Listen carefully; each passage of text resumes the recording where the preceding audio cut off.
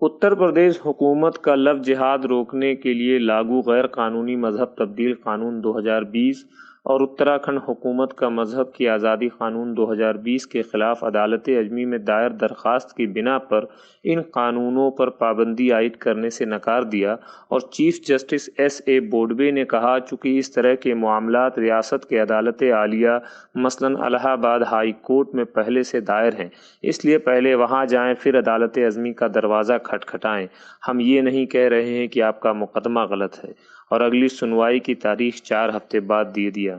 دائر کیے گئے درخواست میں لو جہاد روکنے کے لیے لاگو کیے گئے قانون آئین کے دفعہ 21 اور دفعہ 25 کے خلاف ہونے کا دعویٰ کیا گیا ہے، جو انسانی زندگی کی بنیادی حقائق اور مذہب کی آزادی کے متعلق ہیں۔ غور طلب ہے کہ ان نئے قانونوں نے کئی بے گناہوں کو مصیبت میں مبتلا کر دیا اور ڈر کا ماحول بنا دیا ہے۔ اس کے ساتھ یہ بھی کہا گیا ہے کہ یہ کسی بھی افراد کو غلط پھنسانے کے لیے استعمال کیا جا سکتا ہے۔